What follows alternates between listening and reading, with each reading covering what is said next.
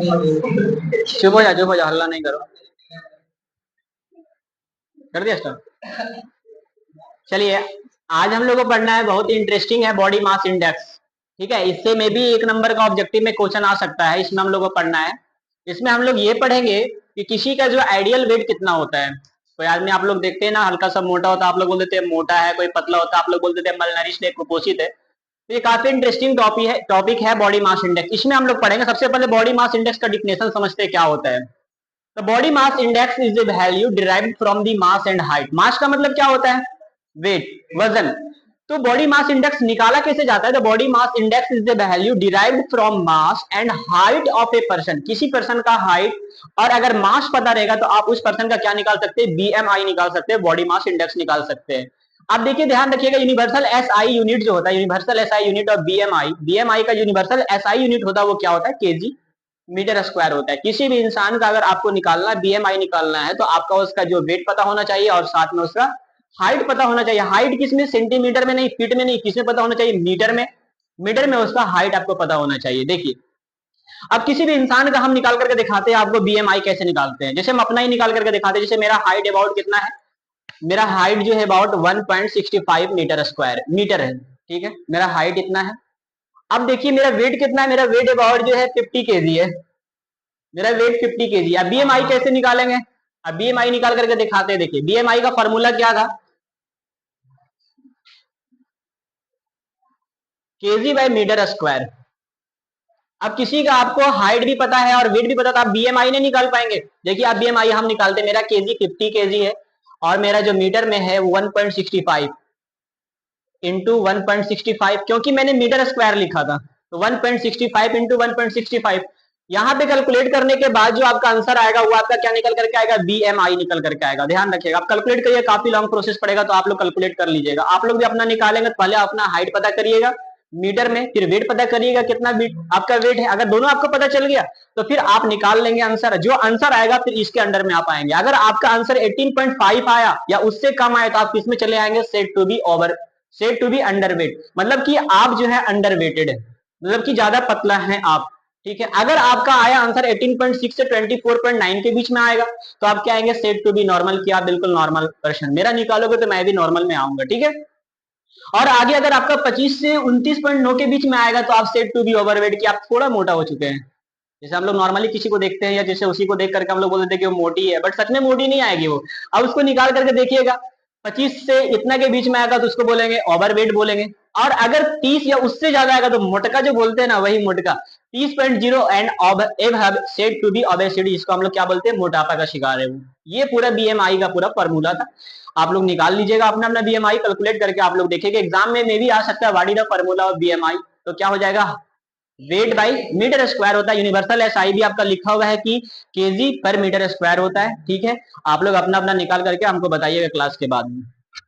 तो ये हमारा बॉडी मास इंडेक्स बिल्कुल छोटा सा टॉपिक था, एग्जाम में बहुत कम आते हैं, लेकिन बहुत लोग इसको नहीं पढ़ाते। थोड़ा सा टॉपिक था तो हम पढ़ा दिए, आप लोग सीख भी लिए कि कैसे बीएमआई निकाला जाता है। आपके बुक के लास्ट पेज में भी दिया हुआ होगा सारे। देखिए पेज नंबर 91 या 92 के आसपास में है, 91 किसी का बुक में। अब न्यू बुक जो आ रहा है उसमें नहीं दे रहा। हाँ देखिए, इसका बुक में दिया हुआ है। तो यहाँ पे सबका जो है सो यहाँ पे बीएमआई सबका निकाला हुआ है कि 14 साल के बच्चे का जो कितना होना चाहिए, यहाँ पे लिखा हुआ है। तो चलिए अब आगे समझते हैं ह्यूमन डेवलपमेंट रिपोर्ट। अब ये एक चीज नया टॉपिक है, इसको समझते हैं। ह्यूमन डेवलपमेंट रिपोर्ट, इसको हम लोग बोलते हैं एचडीआर बोलते हैं शॉर्ट फॉर्म में, एचडीआर, है ना। ह्यूमन डेवलपमेंट रिपोर्ट फॉर्मूला आ सकता है, ये सॉरी फुल फॉर्म आ सकता है आपके एग्जाम में कि in which of the following HDR stand for. तो आप लोग याद रखिएगा ह्यूमन डेवलपमेंट रिपोर्ट इसको बोलते हैं। देखिए एचडीआर क्या होता है, अब हम लोग ये समझते हैं। HDR publish by UNDP. ध्यान रखिएगा, एचडीआर कौन पब्लिश करता है? यूएनडीपी पब्लिश करता है। एचडीआर कौन पब्लिश करता है? यूएनडीपी पब्लिश करता है। यूएनडीपी का full form anyone know? United Nation Development Programme. Simple है, यूनाइटेड नेशन डेवलपमेंट प्रोग्राम होता है इसका full form, United Nation Development Programme. आ सकता है एग्जाम में, कहीं से भी क्वेश्चन पूछ सकता है यार, सीबीएसई है। तो देखिए HDR publish by UNDP compare countries based on. अब जो होता है देखिए, एचडीआर जो होता है उसको पब्लिश करता है यूएनडीपी, और किस बेसिस पे प्रोड्यूस करता है? Based on the education level, education level of the people, की मतलब वहां के लोग का एजुकेशन लेवल क्या है और साथ में देयर हेल्थ स्टेटस भी देखता है कि उसका स्थिति कैसा है, उसका स्वास्थ्य का स्थिति, और साथ में पर कैपिटा इनकम। इन तीनों चीज को अपने अंडर में रख करके जो यूएनडीपी होता है वो एचडीआर पब्लिश करता है, और उसके अकॉर्डिंग फिर कंट्री को क्लासिफाई किया जाता है कि कौन सा कंट्री 1 नंबर पे, 2 नंबर पे और 3 नंबर पे आएगा। आपका रैंक जितना पीछे जाएगा आप उतना ही बैड होंगे, आपका रैंक जितना पीछे जाएगा उतना ही पीछे होंगे। अबाउट हमारे बुक में दिया हुआ है अबाउट कितने कंट्री का यहाँ पे किया हुआ है, तो इसमें जो किया हुआ है 189 कंट्री का एचडीआर रिपोर्ट बनाया गया है। 189 कंट्री का हमारा कंट्री का रैंकिंग भी दिया हुआ है। देखिए इंडिया का रैंकिंग 130 है। तो देखिए अभी मैंने आपको बताया कि एजुकेशन लेवल होता है of the people, their health status होता है और पर कैपिटा इनकम। इन तीनों को कंप्राइज करके क्या निकाला जाता है, एचडीआर निकाला जाता है। कौन निकालता है इसको, यूएनडीपी निकालता है, ठीक है। अब देखिए यहाँ पे कुछ लिखा हुआ है data regarding India and it's neighbouring for 2019। 2019 का डाटा यहाँ पे आपको दिया हुआ है इंडिया और इंडिया के कुछ बगल वाले नेबरिंग कंट्री के बारे में। तो यहाँ पे देखिए सबका सब इंडिया का नेबरिंग कंट्री कितने को तो ये भी नहीं पता होगा कि इंडिया का नेबरिंग है या फिर काफी दूर वाला कंट्री है। पता है आदित्य? चलिए तब तो बड़ा अच्छा बात है। श्रीलंका, इंडिया, म्यांमार, पाकिस्तान, नेपाल और बांग्लादेश का यहाँ पे एचडीआर निकाला गया है। अब देखिए श्रीलंका का सबसे पहले इमेजिन करें, यहाँ पे ग्रोस नेशनल इनकम कितना, 12,707 रुपया पर बंदा वहां पे कमा रहा होता है। सारे कंट्री का आप देख लीजिए, इंडिया का इतना है, म्यांमार का, यहाँ पे पाकिस्तान का, यहाँ पे नेपाल का और बांग्लादेश का। ये हमारा क्या था, पर कैपिटा इनकम था। अब फिर आप इस पे चलाइए लाइफ एक्सपेक्टेंसी ऑफ बर्थ, मतलब कि श्रीलंका में जो होता है 77 वर्ष एक आदमी जीता है एवरेज, 77 साल एक आदमी जीता है। इंडिया में कितना, 69, कितना है, 69 है, 69.7 है। पाकिस्तान में 70, पाकिस्तान में, म्यांमार में इतना, पाकिस्तान में 60। पाकिस्तान में आधा आदमी तो बम से उड़ जाता होगा जी, वहां पे आधा आदमी तो वहां पे बम से ही उड़ जाता होगा। और नेपाल में इतना है, और यहाँ पे जो बांग्लादेश में इतना लाइफ एक्सपेक्टेंसी एट बर्थ। अब यहाँ पे देखिए mean year of schooling people of 25 and above जो स्कूल अटेंड करते हैं उनका यहाँ पे इतना दिया हुआ है। श्रीलंका का इतना, इंडिया का काफी कम है, यहाँ पे ये सब दिया हुआ है।